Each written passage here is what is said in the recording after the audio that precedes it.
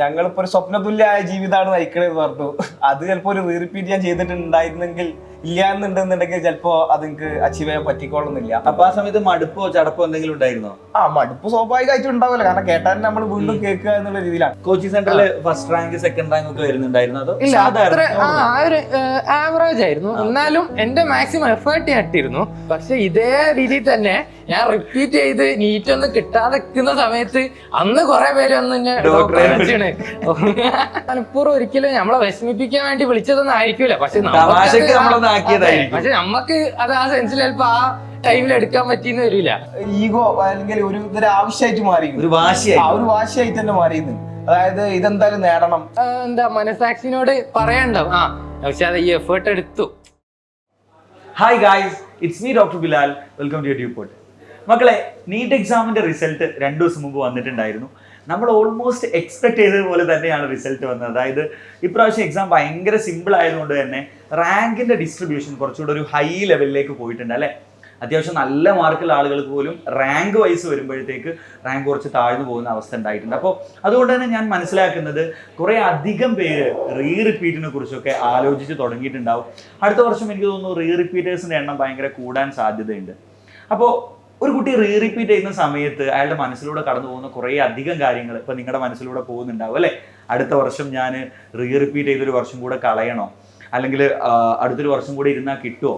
ഇനി അതുപോലെ തന്നെ നമ്മുടെ നാട്ടുകാരും ഫ്രണ്ട്സും കൂട്ടുകാരുടെയും ഒരുപക്ഷെ വീട്ടുകാരുടെയൊക്കെ പലതരത്തിലുള്ള ചോദ്യങ്ങൾ ഒക്കെ നമ്മുടെ മുന്നിലുണ്ടാവും. അപ്പോൾ ഒരു വലിയ അപകർഷതയിലൂടെ കടന്നു പോകുന്ന ഒരു ഇൻസെക്യൂരിറ്റിയിലൂടെ കടന്നു പോകുന്ന ഒരു പീരീഡ് ആയിരിക്കും ഇപ്പോൾ. അപ്പോൾ അതുമായി ബന്ധപ്പെട്ട് നിങ്ങൾക്ക് ഒരുപാട് സംശയങ്ങൾ നിങ്ങളുടെ മനസ്സിലുണ്ടാവും. അപ്പോൾ അതൊക്കെ ഡിസ്കസ് ചെയ്യാൻ വേണ്ടിയിട്ടാണ് നമ്മൾ ഈ ഒരു വീഡിയോ ചെയ്യുന്നത്. നമ്മുടെ കൂടെ ഈ വീഡിയോയിലുള്ളത് 2 അടിപൊളി ആളുകളാണ്. എൻ്റെ മെഡിക്കൽ കോളേജിലെ ജൂനിയേഴ്സാണ്. അതിനപ്പുറത്ത് റിപ്പീറ്റ് ചെയ്തിട്ടൊരു അടിപൊളി റാങ്കിലേക്ക് എത്തി ഇപ്പോൾ സ്വപ്നതുല്യമായ അല്ലെ, അന്ന് സ്വപ്നം കണ്ട ഒരു ജീവിതം ഇപ്പൊ ജീവിക്കുന്ന 2 ആളുകളാണ്. കോഴിക്കോട് മെഡിക്കൽ കോളേജിൽ എൻ്റെ ജൂനിയേഴ്സ് ആയിട്ടുള്ള ഒന്ന് നമ്മുടെ നൗഷാദ്, അതുപോലെ തന്നെ നിഖിൽ. അപ്പോൾ ഇവരോട് നമുക്ക് കുറേ അധികം കാര്യങ്ങൾ ചോദിച്ചറിയാനുണ്ട്. അപ്പോൾ ആദ്യം തന്നെ നമുക്ക്, നിങ്ങൾ റിപ്പീറ്റ് ചെയ്തപ്പോൾ എന്താ ഉണ്ടായത്, പിന്നെ റിപ്പീറ്റിന് പോകേണ്ടായ ഒരു സാഹചര്യം എന്താണ്, റിപ്പീറ്റ് ചെയ്യുമ്പോൾ നിങ്ങൾക്ക് ഉണ്ടായ കുറേ അനുഭവം ഉണ്ടാവുമല്ലോ. ആ എൻട്രൻസിന്റെ റിസൾട്ട് വന്ന് റിപ്പീറ്റിന് പോകുമ്പോൾ ആ ഒരു പീരീഡ്, അതാണ് പ്രശ്നം ശരിക്കും അല്ലെ. അപ്പോൾ നിങ്ങളെ അനുഭവങ്ങൾ പറഞ്ഞുകൊണ്ട് നമുക്ക് തുടങ്ങാം, അതായിരിക്കും നല്ലത്. അപ്പൊ ആയിരിക്കും റിലേറ്റ് ചെയ്യാൻ പറ്റും ശരിക്കും. നിഹിൽ തുടങ്ങിയാലോ നമുക്ക്. നിഹിലെ, എന്തായിരുന്നു റിപ്പീറ്റ്, എന്താ ഉണ്ടായത്, ഭയങ്കര ഫണ്ട് റിപ്പീറ്റ് പറയുകയാണെങ്കിൽ ബിലാൽക്ക പറയുമ്പോൾ തന്നെ തുടങ്ങാം. ഞങ്ങളിപ്പോ ഒരു സ്വപ്നതുല്യമായ ജീവിതമാണ് നയിക്കണെന്ന് പറഞ്ഞു. അത് ചിലപ്പോ ഒരു റിപ്പീറ്റ് ഞാൻ ചെയ്തിട്ടുണ്ടായിരുന്നെങ്കിൽ ഇല്ല എന്നുണ്ടെന്നുണ്ടെങ്കിൽ ചിലപ്പോ അത് എനിക്ക് അച്ചീവ് ചെയ്യാൻ പറ്റിക്കോളുന്നില്ല. അപ്പൊ റിപ്പീറ്റിനെ കുറിച്ച് പറയുമ്പോൾ എന്തായാലും റിപ്പീറ്റിനെ കുറിച്ച് പറഞ്ഞിട്ട് നമുക്ക് റിപ്പീറ്റിലേക്ക് കടക്കാൻ പറ്റുള്ളൂ. എല്ലാവരും പോലെ തന്നെ +1 +2 സയൻസ് കഴിഞ്ഞ് അങ്ങനെ നീറ്റ് എഴുതണം എന്നുള്ള രീതിയിലായി. അങ്ങനെ ഒരു സ്ഥാപനത്തിൽ പോയി അഡ്മിഷൻ എടുത്ത് റിപ്പീറ്റ് പഠിക്കണം, എല്ലാവരും പോലെ പഠിക്കണം, നല്ല മാർക്ക് വാങ്ങണം എന്നുള്ള രീതിയിലൊക്കെ പോയി. അങ്ങനെ ഫസ്റ്റ് ക്ലാസ് എന്നെ ഡിസപ്പോയിന്റ് ചെയ്തു. ഭയങ്കര പ്രയാസങ്ങളായിരുന്നു, മനസ്സിലാവണില്ല, ഇതിനെ കൊണ്ട് പറ്റൂ റിപ്പീറ്റിന്റെ സമയത്ത്. അപ്പൊ അങ്ങനെ സ്ട്രഗിൾ ചെയ്തൊരു പീരീഡ് ഉണ്ടായി. കാരണം ഇതിനോട്ട് അഡ്ജസ്റ്റ് ആവാനുള്ള ഒരു ടൈം ഉണ്ടാവും. അപ്പൊ ഇന്നെ തന്നെ ഞാൻ പറഞ്ഞു, കാരണം ഒപ്പമുള്ളവരൊക്കെ ഇങ്ങനെ ഓരോ കോഴ്സിലേക്ക് അഡ്മിഷൻ എടുത്ത് പോവുകയാണ്, ഡിഗ്രിക്ക് ചേരുകയാണ്. അപ്പൊ ഞാനിതൊന്നും ചെയ്യാതെ ഒരു വർഷം കളഞ്ഞുകാണ്ട് മെഡിസിന് വേണ്ടി പോവാന്നുള്ള രീതിയിൽ റിപ്പീറ്റ് ചെയ്യുകയാണ്. അപ്പൊ അങ്ങനത്തെ നെഗറ്റീവ് തോട്ട്സും കാര്യങ്ങളൊക്കെ ഇങ്ങനെ വരികയാണ്. അപ്പൊ അതിനൊക്കെ ഒരു എന്താ പറയാ, ഒരു പ്രതീക്ഷ ഇങ്ങനെ കൊടുത്തിട്ട് അങ്ങനെ അഡ്ജസ്റ്റ് ചെയ്ത് അത്യാവശ്യം നല്ല ഇരുന്നിട്ട് തന്നെ പ്രിപ്പയർ ചെയ്ത് നല്ല ഒരു കോൺഫിഡൻസ് ഒക്കെ എത്തി. പിന്നെ അവസാനമായപ്പോ അതൊക്കെ കൈന്ന് പോയി. അതായത് റിപ്പീറ്റിന്റെ തുടക്കത്തിൽ നന്നായി പഠിച്ചിട്ടുണ്ടായിരുന്നു, പരിധി വരെ അത്യാവശ്യം എഫേർട്ട് ഇട്ടിട്ടുണ്ടായിരുന്നു. അങ്ങനെ റിസൾട്ട് ഇങ്ങനെ കൂടി ഇങ്ങനെ ഗ്രാജുവൽ ആയിട്ട് ഇങ്ങനെ വരുന്നുണ്ടായിരുന്നു. പക്ഷെ നല്ല എഫേർട്ട് ഇട്ടിട്ടുണ്ടായിരുന്നു റിപ്പീറ്റിന്റെ തുടക്കത്തില്. പക്ഷേ അവസാനമായപ്പോഴത്തേക്ക് ഞാൻ എൻ്റെ അമ്മാനെ വിളിച്ച് പറഞ്ഞ ഓർമ്മ, ജീവിതത്തിൽ അങ്ങനെ പഠിച്ചിട്ടുണ്ടാവില്ല എന്നുള്ള റിപ്പീറ്റിന്റെ തുടക്കത്തിൽ നല്ല എഫേർട്ട് ഇട്ട് നല്ല ഇരുന്ന് വർക്ക് ചെയ്തു. പക്ഷെ അവസാനമായപ്പോ ഫുള്ള് ഒന്നും കയ്യിൽ പോയി. നല്ലോണം ഉഴപ്പിക്കുന്നുണ്ട്, അത്യാവശ്യം ഉഴപ്പിയിട്ടുണ്ട്. അത് സാധാരണ റിപ്പീറ്റേഴ്സിനൊക്കെ വരുന്ന ഒരു പ്രശ്നമല്ലേ അവസാനം ആകുമ്പോഴത്തേക്ക് അല്ലെ. മെജോറിറ്റി നിങ്ങളെ ഫ്രണ്ട്സ് ഒക്കെ എടുത്താൽ എന്താ വെച്ചാൽ നമ്മൾ അത്രയും സ്ട്രെസ് ഹാൻഡിൽ ചെയ്ത് അവസാനം മടുക്കും. ഇനി വരുന്നോട് വെച്ച് കാണാന്നുള്ളൊരു മൂഡിലേക്ക് എത്തി. ഒന്നും അതായത് നമ്മൾ ഉഴപ്പി നമ്മളിപ്പോ പറഞ്ഞാൽ എനിക്ക് തോന്നുന്നു നമ്മൾ ഉഴപ്പാന്ന് നമ്മളിപ്പോ പറഞ്ഞാലും അത്യാവശ്യം ഒന്ന് റിലാക്സ് ആയി, പഠിക്കാതിരിക്കാന്നല്ല, ഒന്ന് റിലാക്സ് ആയി. അപ്പൊ ആ റിലാക്സേഷൻ ആണ് പലർക്കും പറ്റിയിട്ടുണ്ടാവും. അപ്പൊ അങ്ങനെയാണ് ആ സമയത്ത് റാങ്ക് എത്രയാ വന്നത് റിപ്പീറ്റ്? റാങ്കിനെ കുറിച്ചിട്ട് എനിക്ക് ആദ്യം നീറ്റ് എഴുതാൻ പോണതിന് മുമ്പ് ഞാൻ ആലോചിച്ചിട്ടുണ്ട്, പഠിച്ചോനെ എനിക്ക് ഇനി ക്വാളിഫൈ ചെയ്യാനുള്ള മാർക്ക് പോലും കിട്ടാത്ത സാഹചര്യം വരുമെന്ന് വരെ ആലോചിച്ചു. കാരണം അത്രയും ടച്ച് പോയി, പറ്റ ബുക്കിൽ നിന്നും തൊട്ടില്ല, അങ്ങനത്തെ ഒരു രീതിയിലായി. ഇതിന്റെ ഒക്കെ ഒരു ട്വിസ്റ്റ് എന്ന് പറഞ്ഞു കഴിഞ്ഞാൽ റാങ്ക് ഒക്കെ ഏകദേശം ഞാൻ എക്സാം ആ ദിവസം ഞാൻ ആലോചിക്കുന്നുണ്ട്. ഞാൻ കുറച്ചങ്ങനെ ഉത്തരമൊക്കെ എഴുതി അങ്ങനെ, എന്നിട്ട് OMR വീട്ടിൽ വന്ന് രാത്രി നമ്മളിങ്ങനെ ഓരോ യൂട്യൂബ് ലൈവ് നോക്കിയാണ്ട് ഇങ്ങനെ OMR കറക്റ്റ് ചെയ്തിട്ട് അപ്പോൾ എൻ്റെ ഉമ്മ വന്നിട്ട് ഇങ്ങനെ ചോദിക്കുന്നുണ്ട്, എന്തായി മോനെ പ്രാവശ്യം കിട്ടുമോ? ഉമ്മാക്ക് ഇതിനെ കുറിച്ചിട്ട് ഒരു ഐഡിയ ഇല്ല, ഞാൻ എന്താണ് അറിയില്ല. അമ്മ ഫുൾ പ്രതീക്ഷയോടെ എന്തായി ഇത് കിട്ടുമോ എന്തായി എന്നുള്ള. അപ്പൊ ഞാൻ പറഞ്ഞു ഇപ്രാവശ്യം ചാൻസ് കുറവാണ് എന്നുള്ള. അപ്പൊ ഉമ്മാന്റെ ആ ഒരു എന്താ പറയാ പ്രതീക്ഷ എന്നുള്ളൊരു ആ മുഖഭാവം മാറിയത് കണ്ടപ്പോ എനിക്ക് വല്ലാണ്ട് ഫീലായി. അപ്പൊ ഞാൻ അങ്ങനെ കൂട്ടി നോക്കിയപ്പോ ഏകദേശം ഒരു 500ന്റെ അടുത്ത് ആണ് മാർക്ക് ഉണ്ടായിരുന്നത്. അത് പിന്നെ റിസൾട്ട് വന്നപ്പോ അത് 75,000 ഓൾ ഇന്ത്യ റാങ്കും പിന്നെ ഏകദേശം 8,000ന്റെ അടുത്താണ്. പോയിട്ടില്ല, കാരണം ഏകദേശം കയ്യിൽ നിന്ന് പോയി എന്നുള്ളതായി. പിന്നെ എനിക്കിത് അപ്പൊ തന്നെ ഞാൻ ആ ദിവസം തന്നെ അമ്മ പറഞ്ഞു നമുക്ക് വേണമെങ്കിൽ സെൽഫിന് ചേരാ, പൈസ ഒന്നും നോക്കണ്ട, സെൽഫിന് ചേരാം. പക്ഷെ ഞാൻ പറഞ്ഞു ഇല്ല, ഞാൻ ഒന്നുകൂടി എന്തായാലും ചെയ്യും എന്നിട്ടുള്ള ഇതിലാണ് പിന്നെ റീറിപ്പീറ്റിന് പോകുന്നുണ്ടായിരുന്നു. പക്ഷെ റീറിപ്പീറ്റിനെ കുറിച്ച് പറയണമെന്നുണ്ടെങ്കിൽ എന്താ പറയാ ഒരു നല്ല. അപ്പൊ അങ്ങനെ പോകുന്ന സമയത്ത് ശരിക്കും പറഞ്ഞാലേ ഈ കുടുംബക്കാര് റിപ്പീറ്റിന് പോകുന്ന സമയത്ത് ഉണ്ടല്ലോ, റിപ്പീറ്റ് ചെയ്ത് കിട്ടിയില്ല, ഇനിയിപ്പോ കുടുംബക്കാരുടെ ഭാഗത്തൊക്കെ ഒരു സപ്പോർട്ടീവ് ആയിരുന്നു. അതോ പ്രൈമറി ആയിട്ട് ഉമ്മാന്റെ ഉപ്പാന്റെ ഭാഗത്ത് നിന്ന് ചിന്തിക്കുമ്പോൾ അവർക്ക് സ്വാഭാവികം തോന്നുന്നത് 500 വർഷം കൂടി കളയണോ ഇതോ ഇങ്ങനെ ആയി. നിനക്കൊരു പ്രൈവറ്റിൽ ചേർന്നോന്നുള്ള 500 വർഷം റിസ്ക് എടുക്കണ്ട, ഒന്നും നോക്കണ്ട, ചേർന്നോ എന്നുള്ള. കാരണം ഒരു വർഷം കൂടി അതിനായിട്ട് നമ്മൾ സ്പെൻഡ് ചെയ്യും. അങ്ങനല്ല, അതിപ്പോ എന്റെ പേരൻസ് എന്നല്ല, ആരുടെ പേരൻസ് ആയാലും അതിനെ സാഹചര്യം ഉണ്ടാക്കിയിട്ടാണെങ്കിലും മക്കളെ പഠിപ്പിക്കാന്ന് ഒരു വിചാരിക്കുള്ളൂ, അല്ലാതെ ഒരു സമയത്ത് അങ്ങനെ ആലോചിക്കൂല. അങ്ങനെ ഒക്കെ കൂടിയിട്ടില്ല. ഞാൻ പറഞ്ഞു ഞാൻ എന്തായാലും ഇതിന് തീരുമാനം എടുത്തിക്കണ് എന്നുള്ള രീതിയിൽ തന്നെ പറഞ്ഞ് അങ്ങനെയാണ് ആ ഒരു തീരുമാനത്തിലേക്ക് ഞാൻ എത്തുന്നത്. പക്ഷെ ഞാൻ ഇപ്പോഴും അതിന് ആ തീരുമാനത്തിന്റെ ഒപ്പം നിൽക്കണം. അത് ഉണ്ടായതുകൊണ്ടാണ് ഇത്രയും പ്രസ്റ്റീജിയസ് ആയിട്ടുള്ള ഒരു കോളേജിലേക്ക് എത്താൻ പറ്റുന്നത്. ഇപ്രാവശ്യത്തെ കേരള ഒരു കാര്യം ഉണ്ട് കേട്ടോ, ഇപ്രാവശ്യത്തെ കേരള ഫസ്റ്റ് റാങ്ക്, അതായത് ഓൾ ഇന്ത്യയിലെ കുട്ടിക്ക് 23 എന്താണ് റാങ്ക്, കേരള ഫസ്റ്റ് റാങ്ക് കിട്ടിയ കുട്ടി ചൂസ് ചെയ്തുള്ളത് കാലിക്കറ്റ് മെഡിക്കൽ കോളേജാണ്. എയിംസ് ഡൽഹി പോകുന്നില്ല.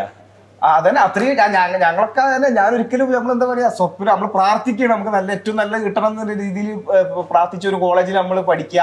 എനിക്ക് തോന്നുന്നു കോഴിക്കോട് മെഡിക്കൽ കോളേജിൽ പഠിക്കാന്നുള്ളതല്ല, ജീവിക്കാൻ പറ്റിയ ക്യാമ്പസ് ആണ് അത്. നമ്മൾ എക്സ്പീരിയൻസ് ചെയ്യേണ്ട ഒരു സംഭവം, അത് ഭയങ്കരമായിട്ട് ഫീൽ ചെയ്തതാണ്. ഞാൻ ഒരിക്കലും റിപ്പീറ്റ് ഇല്ല എന്നുണ്ടെങ്കിൽ എനിക്ക് ഇവിടെ എത്താൻ പറ്റുമെന്ന് തോന്നുന്നില്ല.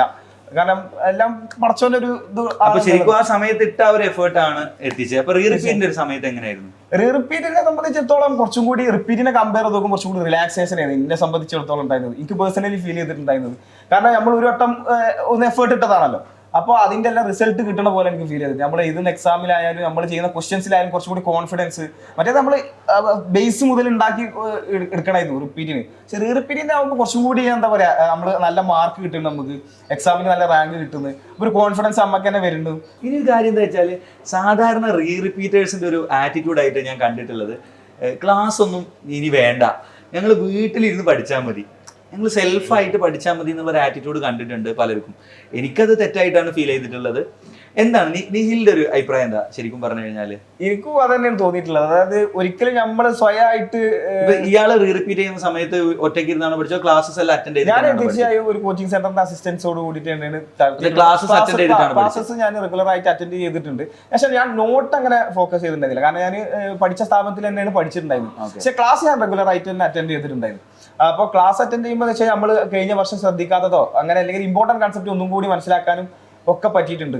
പുതിയ പുതിയ കൺസെപ്റ്റുകളും കാര്യങ്ങളൊക്കെ ക്ലിയർ ആകാം. കംപ്ലീറ്റ് ക്ലാസ്സസ് അറ്റൻഡ് ചെയ്തിട്ടുണ്ട്? ഏകദേശം കംപ്ലീറ്റ് ക്ലാസ്സസ് ഞാൻ അറ്റൻഡ് ചെയ്തിട്ടുണ്ട്. അപ്പൊ ആ സമയത്ത് മടുപ്പോ ചടപ്പോ എന്തെങ്കിലും ഉണ്ടായിരുന്നോ? മടുപ്പ് സ്വാഭാവികമായിട്ടും ഉണ്ടാവില്ല, കാരണം കേട്ടാൽ നമ്മൾ വീണ്ടും കേൾക്കുക എന്നുള്ള രീതിയിലാണ്. ബട്ട് സ്റ്റിൽ അത് ഉപകാരപ്പെട്ടു. അങ്ങനത്തെ സാഹചര്യത്തിൽ നമ്മൾ എന്താ വെച്ചാൽ ക്വസ്റ്റ്യൻ ഇപ്പൊ വല്ലാണ്ട് നമുക്ക് ചിലപ്പോ നിർബന്ധം ഉണ്ടാവില്ല ഇത് കേൾക്കണം എന്നുള്ളത്. ആ സമയങ്ങളിൽ നമ്മൾ ക്വസ്റ്റ്യൻ ചെയ്യുക, അതായത് ക്ലാസ് നടക്കുമ്പോൾ തന്നെ നമുക്ക് വേണമെങ്കിൽ ക്വസ്റ്റ്യൻ ചെയ്യുക, അതിന്റെ ക്വസ്റ്റ്യൻ ചെയ്യുക, അങ്ങനെ യൂസ്ഫുൾ ആക്കി മാറ്റായിരുന്നു ആ സമയം. പക്ഷെ ക്ലാസ്സിൽ ഇരുന്ന ഒരു മൂഡ് ഹെൽപ്പ് ചെയ്തിട്ടുണ്ട്. നൗഷാദിന്റെ ഒരു ഇതെന്തായിരുന്നു? ഇയാള് റിപ്പീറ്റ് ചെയ്യുന്ന സമയത്ത് ഇതേപോലെ ക്ലാസ്സസ് അറ്റൻഡ് ചെയ്തിട്ടുണ്ടായിരുന്നു, അതോ ജസ്റ്റ് വീട്ടിലിരുന്ന് സെൽഫ് ആയിട്ടാണ്? എന്റെ ഒരു ഇത് പറയുകയാണെങ്കിൽ ഞാൻ ബയോളജി അത്യാവശ്യം നല്ല സ്ട്രോങ് ആയിരുന്നു. അതായത് റിപ്പീറ്റ് ചെയ്തപ്പോൾ തന്നെ അതുകൊണ്ട് തന്നെ റിപ്പീറ്റിന്റെ സമയത്ത് ഞാൻ ബയോളജി അധികം ഫോക്കസ് ചെയ്യേണ്ടി വന്നിട്ടില്ല. കാരണം എനിക്ക് അത്യാവശ്യം ഈസി ആയിരുന്നു, പിന്നെ പരീക്ഷയിലൊക്കെ വലിയ കുഴപ്പമില്ലാത്ത മാർക്കും ഉണ്ട്. അപ്പൊ അതുകൊണ്ട് തന്നെ ഞാൻ വീക്കായിട്ടുള്ള ഫിസിക്സിനും അതുപോലെ തന്നെ കെമിസ്ട്രിക്കും എനിക്ക് കുറച്ചുകൂടി കൂടുതൽ സമയം കൊടുക്കാൻ വേണ്ടി പറ്റി. ബാക്കിയുള്ള കണ്ടിട്ടുണ്ടായിരുന്നു ഫിസിക്സും കെമിസ്ട്രിയും. എനിക്ക് വീക്കായിട്ടുള്ള ഭാഗങ്ങള് കൂടുതൽ സമയം കൊടുത്ത് അതിൽ ഫോക്കസ് ചെയ്ത് പഠിക്കാൻ പറ്റും. ക്വസ്റ്റ്യൻ, അതായത് എക്സാമുകള്, കോച്ചിങ് സെന്ററിലെ എക്സാമുകൾ കറക്റ്റ് ആയിട്ട് അറ്റൻഡ് ചെയ്തിട്ടുണ്ടോ? ഉണ്ട്, തീർച്ചയായിട്ടും ഉണ്ട്. ഇമ്പോർട്ടന്റ് ആയിട്ടുള്ളത്, ഇമ്പോർട്ടന്റ് സാധനം എന്ന് പറയുന്നത് എക്സാം ആണ്. റിപ്പീറ്റ് ചെയ്യുമ്പോഴായാലും എത്ര എക്സാമുകൾ കൂടുതൽ എഴുതുന്നു, എത്ര ഫുൾ ടോപ്പിക് എക്സാം എഴുതുന്നു, അത്രത്തോളം റാങ്ക് ഇമ്പ്രൂവ് ആവും. എക്സാം എഴുതി മാത്രല്ല, നമ്മൾ ഒരു എക്സാം എഴുതി പറഞ്ഞാൽ അത് ഏറ്റവും എഫക്റ്റീവ് ആണെന്നുണ്ടെങ്കിൽ ആ എക്സാം എഴുതി കഴിഞ്ഞതിന്റെ ശേഷം അതിന്റെ ആൻസർ കീ ചെക്ക് ചെയ്യും. അതുപോലെ തന്നെ അതിൽ നമുക്ക് അത് നമ്മൾ എപ്പോഴും ചെയ്യേണ്ട ഒരു കാര്യം. കാരണം അധിക പേരും അത് ചെയ്യൂല, ജസ്റ്റ് ഒരു എക്സാം എഴുതി അത് ആ രീതി വിടും. എക്സാം കഴിഞ്ഞ ശേഷം തീർച്ചയായിട്ടും നമ്മൾ ആ ഓരോ ക്വസ്റ്റ്യനും അനലൈസ് ചെയ്തിട്ട് ഏതാണ് തെറ്റിയത്, എന്തുകൊണ്ട് തെറ്റി, അല്ലെങ്കിൽ ഇതേപോലെ സിമിലർ ക്വസ്റ്റ്യൻസ് വന്നാൽ ഏത് രീതി അപ്രോച്ച്. ശരിക്കും ഞാൻ മനസ്സിലാക്കുന്ന ഒരു മൂഡ് നമുക്ക് ഉണ്ടാവണമെന്നുണ്ടെങ്കിൽ അല്ലെ, കോച്ചിങ് സെന്ററിന്റെ ഒരു മൂഡ് എന്ന് പറയുന്ന ആ ഒരു സംഭവം ഉണ്ടെങ്കിൽ തന്നെ നമുക്ക് ആ ഒരു പഠിപ്പ് മുന്നോട്ട് പോകും, അല്ലെങ്കിൽ ചടക്കും. ഇതിന്റെ പ്രശ്നം വെച്ചാൽ ഇതൊരു കോമ്പറ്റീറ്റീവ് എക്സാം ആണ്. നമ്മളെ വീട്ടിലിരുന്നിട്ട് നമ്മുടെ കംഫർട്ട് സോണിൽ ഇരുന്നിട്ട് നമ്മൾ വർക്ക് ചെയ്യുന്നതാവില്ല. ഒരു കോമ്പറ്റീറ്റീവ് എൻവിറോൺമെന്റ്, ഒരു കോച്ചിങ് സെന്ററിന്റെ ഹെൽപ്പ് അതാണ്. നമ്മൾ ഡെയിലി കാണുകയാണ് കുട്ടികൾ അങ്ങോട്ടും ഇങ്ങോട്ടും പഠിക്കേണ്ടല്ലോ, കുറച്ചാൽ ഞാനും പഠിക്കേണ്ടതാണല്ലോ എന്നുള്ളൊരു തോട്ട് അവിടെ ക്രിയേറ്റ് ചെയ്യപ്പെടും. അതായത് ഒപ്പമുള്ളവരും പഠിക്കണ്ടല്ലോ, എന്റെ തൊട്ടപ്പുറത്ത് ഇരിക്കണവനും ഞാനും ഓനും ഒരേ എക്സാം തന്നെയല്ല എഴുതാനുള്ളത്, ഒരേ മത്സര പരീക്ഷ തന്നെയാണ് ഞങ്ങൾ എഴുതാനുള്ളത് എന്നുള്ള തോട്ട് വരെ നമ്മൾ കൂടുതൽ ഇരുന്നിട്ട് പഠിക്കാനും ചാൻസ് ഉണ്ട്. വേറെ പക്ഷെ നമ്മൾ വീട്ടിലിരിക്കുമ്പോൾ അത്ര ഒരു കോമ്പറ്റീഷൻ ഫീൽ ചെയ്യില്ല. വേറെ നമ്മൾ ഒരു കോച്ചിങ് സെന്ററിൽ പോയിട്ട് അവിടെ നമ്മൾ ഇരുന്ന് എക്സ്പീരിയൻസ് ചെയ്യുമ്പോൾ ആ ഒരു കോമ്പറ്റീഷന്റെ ഒരു ഡെപ്ത് കിട്ടും. ശരിക്കും നൗഷാദ് ശരിക്കും പറഞ്ഞാൽ റിപ്പീറ്റ് എന്തായിരുന്നു അവസ്ഥ? എക്സ്പീരിയൻസ് പറയുകയാണെങ്കിൽ കുറച്ചൊക്കെ നിഹിലുമായിട്ട് സിമിലർ ആണ്. ഇതേപോലെ തന്നെ +2 അത്യാവശ്യം വലിയ കുഴപ്പമില്ലാത്തൊരു സ്കോർ ചെയ്തു. അപ്പൊ സ്വാഭാവികമായിട്ടും 2 ഓപ്ഷനുള്ളത്, ഒന്നെങ്കിൽ എഞ്ചിനീയറിങ് അല്ലെങ്കിൽ മെഡിക്കല്. അങ്ങനെയല്ല, നാട്ടിലൊരു ധാരണ. പിന്നെ ഞാനൊരു വീട്ടിലാരും അത്ര അധികമായിട്ട് അങ്ങനെ എഡ്യൂക്കേറ്റഡ് ഇല്ല, പിന്നെ ഫാമിലിന്നായാലും അധികം അങ്ങനെ പറഞ്ഞു തരാൻ ആരും ഇല്ല. അപ്പോൾ എൻ്റെ മുന്നിൽ ഈ 2 ഓപ്ഷൻ ആയിരുന്നു. ഇത് രണ്ടും അല്ല, പക്ഷെ എൻ്റെ മുന്നിൽ ഈ 2 ഓപ്ഷൻ ആയിരുന്നുള്ളൂ. അപ്പോൾ സ്വാഭാവികമായിട്ടും കുറച്ചും കൂടിയും വീട്ടുകാരെ ആഗ്രഹവും, അതുപോലെ എനിക്ക് ആഗ്രഹമുണ്ട്, അതേപോലെ തന്നെ വീട്ടുകാരെ ആഗ്രഹം ഒക്കെ കൂടിയായിട്ട് ഞാൻ മെഡിക്കൽ ചൂസ് ചെയ്തു. അങ്ങനെ ഇവനെ പോലെ തന്നെ ഏകദേശമൊക്കെ പിന്നെ തുടക്കത്തിലൊക്കെ അത്യാവശ്യം നല്ലപോലെ പഠിച്ചു. നല്ലപോലെ പറഞ്ഞാൽ എൻ്റെ മാക്സിമം എഫേർട്ട് തന്നെ ഇട്ടു. പിന്നെ കോച്ചിങ് സെന്ററിൽ ഫസ്റ്റ് റാങ്ക് സെക്കൻഡ് റാങ്ക് ഒക്കെ വരുന്നുണ്ടായിരുന്നു? അതോ ഇല്ല, അത്ര ഒരു ആവറേജ് ആയിരുന്നു. എന്നാലും എൻ്റെ മാക്സിമം എഫേർട്ട് ഞാൻ ഇട്ടിരുന്നു. അങ്ങനെ ഒരു വലിയൊരു ഞാൻ എക്സ്പെക്ട് ചെയ്ത ഒരു അത്ര ഹാപ്പി ആയിരുന്നില്ല. നല്ല എഫേർട്ട് എടുത്തിട്ടുണ്ടായിരുന്നു, പക്ഷെ അവിടെ കോച്ചിങ് സെന്ററിലുള്ള എക്സാമിലെ റാങ്കോ അല്ല അതൊന്നും കൊണ്ട് ഞാൻ സാറ്റിസ്ഫൈഡ് ആയിരുന്നില്ല. പക്ഷെ ഗ്രാജുവലി ഒരു 5-6 മാസം എത്തിയപ്പോൾ മെല്ലെ മെല്ലെ സ്കോർ കൂടി വരാൻ തുടങ്ങി. അങ്ങനെ ഒരു ആദ്യത്തെ ഒരു 5-8 മാസം ഞാൻ അത്യാവശ്യം നല്ലപോലെ എഫേർട്ട് എടുത്തിട്ടുണ്ട്. അതൊരു ലാസ്റ്റ് 2-3 മാസം ആയപ്പോൾ അതിന്റെ ഒരു റിസൾട്ട് കിട്ടി തുടങ്ങി. ശരിക്കും തുടക്കത്തിൽ പഠിച്ചിട്ടുണ്ടായിരുന്നു, പക്ഷെ അവസാനം എത്തിയപ്പോഴത്തേക്ക് എന്താ ഉണ്ടായത്? അവസാനം എത്തിയപ്പോൾ കുറച്ച് ഞാൻ സാച്ചുറേറ്റഡ് ആയ പോലെ തോന്നി. ആദ്യം ഇനീഷ്യലി ഞാൻ എടുത്ത എഫേർട്ട് പിന്നീട് ലാസ്റ്റിലേക്ക് ആയപ്പോൾ എടുക്കാൻ പറ്റിയില്ല. എന്തുകൊണ്ടാന്നറിയില്ല, മനഃപൂർവ്വം എപ്പിന്നല്ല, പക്ഷെ ഞാൻ കുറച്ച് എപ്പി സ്വയമായിട്ട് കോച്ചിങ് സെന്ററിലെ റാങ്ക് കുറഞ്ഞു. പിന്നെ ഒരു മടുപ്പ് വന്നു. അങ്ങനെ വീണ്ടും റാങ്ക് ചെറിയ രീതിയിൽ അതെ ആ രീതിയിലേക്ക് പോയി. അങ്ങനെ പിന്നെ എത്ര ഉണ്ടായിരുന്നു റാങ്ക്? ഞാൻ ചോദിക്കാൻ കാരണം എന്താ വെച്ചാല്, റാങ്ക് മാർക്കും ചോദിക്കാൻ കാരണം സാധാരണ ഈ കോച്ചിങ് സെന്ററുകൾ അതേപോലെ തന്നെ അധ്യാപകരൊക്കെ ഈ കുട്ടികൾക്ക് കൊടുക്കുന്ന ഒരു അഡ്വൈസ് ഉണ്ട്, നിങ്ങൾക്ക് 550 മാർക്ക് ഉണ്ടെങ്കിൽ നിങ്ങൾ റിപ്പീറ്റ് ചെയ്തോ. അതായത് റിപ്പീറ്റ് ചെയ്തിട്ട് 500 മാർക്ക് കിട്ടിയിട്ടുണ്ടെങ്കിൽ റിപ്പീറ്റ് ചെയ്തോ, 550 ഉണ്ടെങ്കിൽ ചെയ്തോ, തീരെ മാർക്ക് ഇല്ലെങ്കിൽ റിപ്പീറ്റ് ചെയ്യണ്ട എന്നൊക്കെ അഡ്വൈസ് കൊടുക്കാറുണ്ട്. അപ്പൊ അത് ഒന്ന് അറിയാൻ വേണ്ടിയില്ലേ, നീ റിപ്പീറ്റ് ചെയ്തപ്പോ എത്ര ഉണ്ടായിരുന്നു മാർക്ക്? എനിക്ക് റിപ്പീറ്റ് ചെയ്തപ്പോ 433 ആയിരുന്നു എന്റെ സ്കോർ. 433. കുറച്ചൊക്കെ കുഴപ്പിട്ടുണ്ട്. റാങ്ക് കറക്റ്റ് എനിക്ക് ഓർമ്മയില്ല. എന്തായാലും 1 ലക്ഷത്തിന് ഓൾ ഇന്ത്യ റാങ്ക് 1 ലക്ഷത്തിന് മുകളിലാണ്. പിന്നെ അപ്പൊ കേരള റാങ്ക് മേ ബി 10,000-15,000 റേഞ്ചിലേക്ക് കേരള റാങ്കിനെ കൊടുക്കാനേ നോക്കിയിട്ടില്ല. ഓക്കെ, അപ്പൊ ശരിക്കും പറഞ്ഞാൽ റിപ്പീറ്റ് ഒരു അബദ്ധമായിരുന്നു. അവിടുന്ന് ഈ ഒരു മാർക്കൊന്നും ഇല്ലാതെ റിപ്പീറ്റ് ചെയ്യാൻ തുടങ്ങുമ്പോ എന്തായിരുന്നു അവസ്ഥ? വീട്ടുകാരുടെയും ഫ്രണ്ട്സ് അല്ലെങ്കിൽ കുടുംബക്കാരുടെ ഒക്കെ റെസ്പോൺസ് എന്തായിരുന്നു?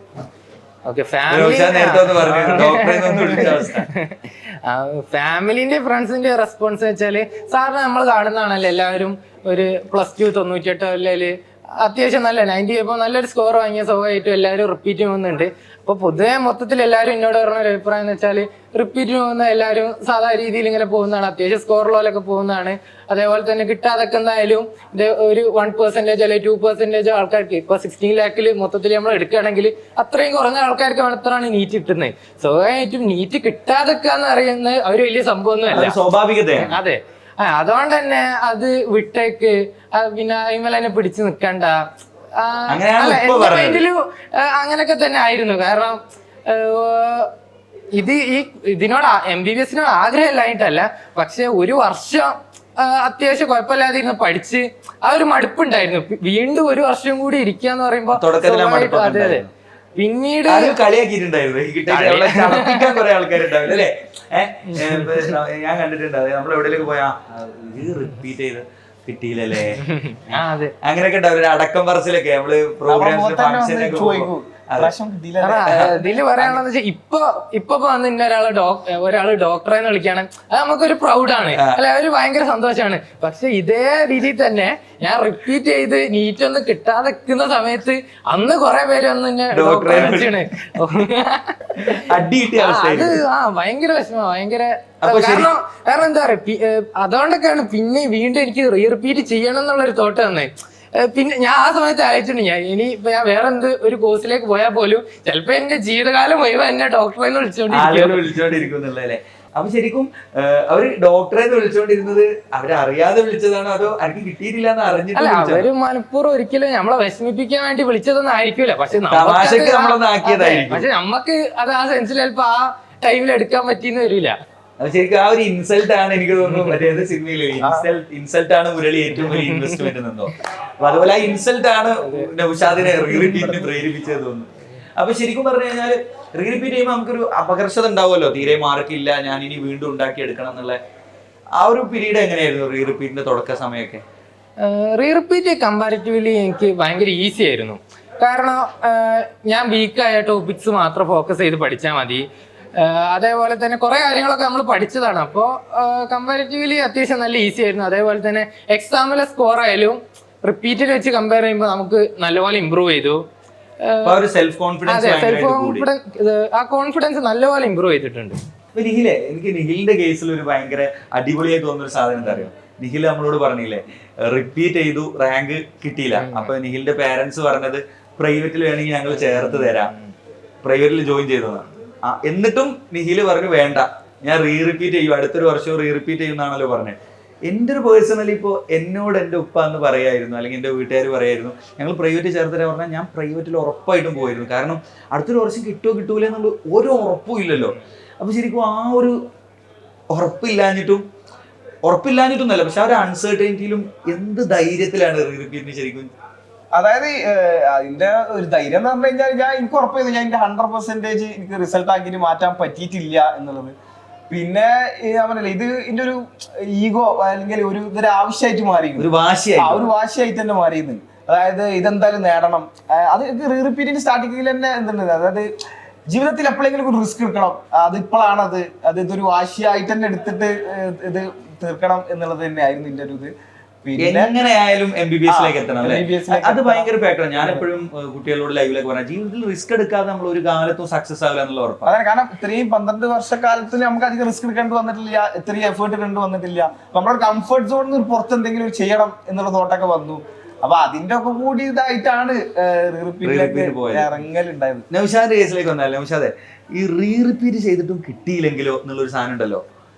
ഓക്കെ, ശരിക്കും നിന്റെ ഒരു ഇതെന്തായിരുന്നു ആ സമയത്ത്? ഒന്ന് ഈ റിപ്പീറ്റ് ചെയ്യാനുള്ള ഒരു മോട്ടീവ് എന്താന്ന് വെച്ചാൽ ഞാൻ അത്ര ആഗ്രഹിച്ച ഒരു കോഴ്സാണ്.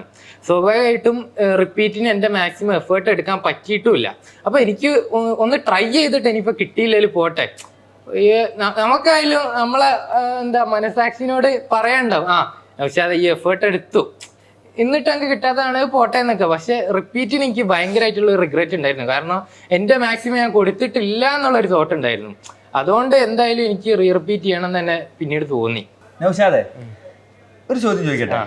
ശരിക്കും ഇപ്പൊ ഒന്ന് ആലോചിച്ച് നോക്ക്, അന്ന് റിപ്പീറ്റ് ചെയ്തില്ലായിരുന്നെങ്കിലും, അതായത് ഇപ്പൊ കുറെ കുട്ടിയൊക്കെ ഉണ്ടാവുമല്ലോ പേടി, ഞങ്ങൾ അടുത്തൊരു വർഷം കൂടി പോകുമെന്നൊക്കെ, അന്ന് ആ പേടി നൗഷാദിന് ഉണ്ടായിട്ടുണ്ട് സംഭവം. ആ പേടി വെച്ച് റിപ്പീറ്റ് ചെയ്തില്ലായിരുന്നെങ്കിലും എന്നൊന്ന് ആലോചിച്ചിട്ടുണ്ട് ഇപ്പൊ എവിടെ ആയിരിക്കുന്നത്. മിക്കവാറും ഞാൻ സെൽഫ് ഫിനാൻസിങ്ങിൽ പോകാനൊന്നും സാധ്യത ഇല്ല. അധികം ഏതെങ്കിലും ഒക്കെ ഒരു ഡിഗ്രി കോളേജിൽ പോയി ഡിഗ്രി ഒക്കെ കഴിഞ്ഞ് അതിനാണ് കൂടുതൽ ചാൻസ്.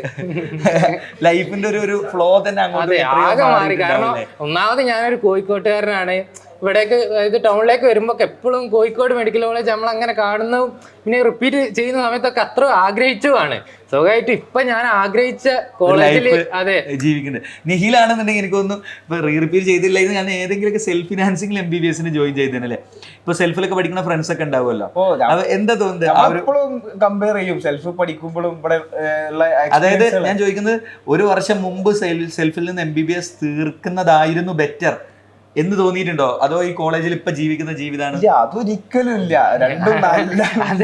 അങ്ങക്ക് തന്നെ മനസ്സിലാവുമല്ലോ നമ്മളെ കോളേജ് പഠിച്ചാലേ. കാരണം സെൽഫത്തെ ലൈഫും ഇവിടുത്തെ ലൈഫും ഒരിക്കലും കമ്പയർ ചെയ്യാൻ വേണ്ടി പറ്റൂല. ഇവിടുത്തെ ലൈഫ് എന്ന് പറഞ്ഞാൽ എനിക്ക് തോന്നുന്നു നിഖിലേ, ഞാനും നൗഷാദും തമ്മിലുള്ള ബന്ധം എങ്ങനെയാണ് പൊളിറ്റിക്കൽ അല്ലെ, രാഷ്ട്രീയ ബന്ധമാണ് ശരിക്കും.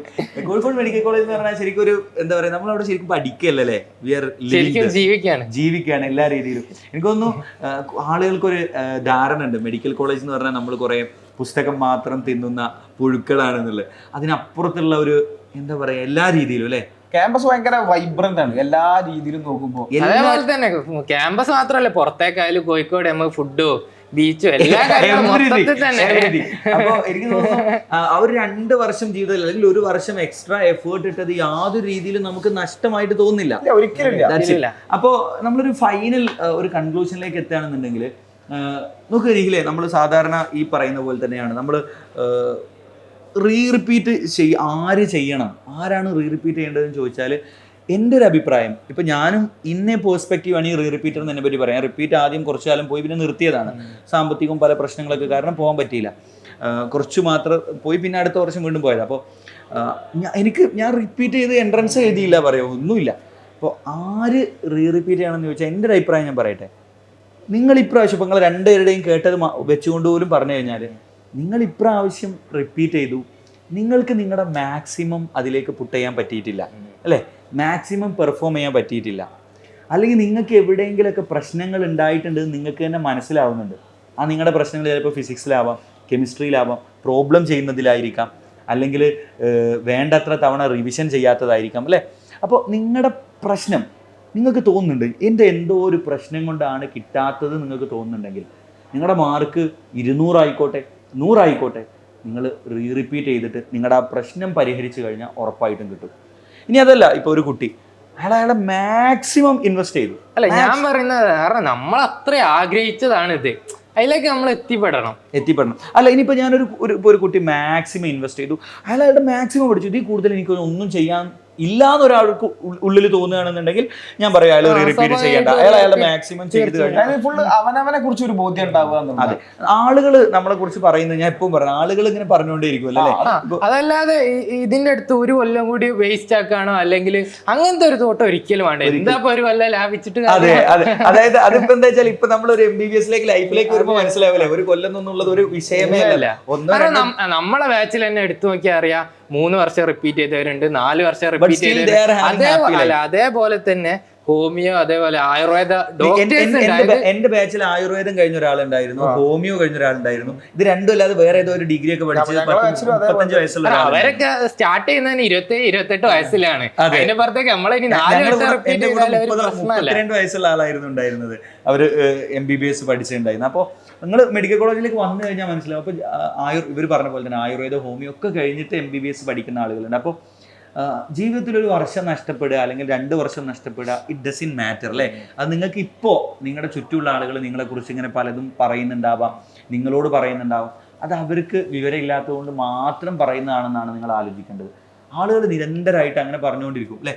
ഇപ്പം എന്നോട് ചോദിക്കുന്നത് PGക്ക് പോകണില്ലേ, കയറുന്നില്ലേ. PG 1 വർഷം കൂടി കഴിഞ്ഞ് കയറിയ എന്താ പ്രശ്നം, അല്ലെങ്കിൽ 2 വർഷം ഇവിടെ കിട്ടിക്കഴിഞ്ഞാൽ ഇതൊന്നും മാറ്റർ ഇല്ല. ഇപ്പൊ എത്ര വയസ്സ്, എത്ര ഏജ് ഡിഫറൻസ് ഉണ്ടെന്ന് അതൊന്നും ഇവിടെ വന്നു കഴിഞ്ഞാൽ ഒരു ഇവിടെ change ഉം ഇല്ല. വൈബാണ് അല്ലേ? ഇവിടെ അപ്പൊ ദാറ്റ്സ് ഇറ്റ് ഗൈസ്. അപ്പോൾ ഇത്രയാണ്. അപ്പോൾ ഇവർ പറഞ്ഞത് നമ്മൾ മനസ്സിലാക്കേണ്ട കാര്യം അതാണ്. നിങ്ങളുടെ സ്വപ്നം MBBS ആണെങ്കിൽ, നിങ്ങൾ കഴിഞ്ഞ വർഷം പഠിച്ചതിൽ നിങ്ങളുടെ ഭാഗത്ത് നിന്ന് എന്തെങ്കിലുമൊക്കെ ഫോൾട്ടുകൾ ഉണ്ടായി എന്ന് നിങ്ങൾക്ക് തന്നെ തോന്നുന്നുണ്ടെങ്കിൽ ആ ഫോൾട്ടുകൾ നിങ്ങൾ ഇപ്രാവശ്യം റെക്ടിഫൈ ചെയ്യാനുള്ള ഒരു മെൻറ്റാലിറ്റി നിങ്ങൾക്ക് ഉണ്ടെന്നുണ്ടെങ്കിൽ ഉറപ്പായിട്ടും റിപ്പീറ്റ് ചെയ്ത് കഴിഞ്ഞാൽ നിങ്ങൾക്ക് നല്ലൊരു റാങ്കിലേക്ക് എത്താൻ പറ്റും. ഞാനും അതേപോലെ തന്നെ നൗഷാദും നിഖിലൊക്കെ ജീവിക്കുന്ന പോലെയുള്ള ഒരു അടിപൊളി ലൈഫ് നിങ്ങളെ കാത്തിരിക്കുന്നുണ്ട്. So all the best.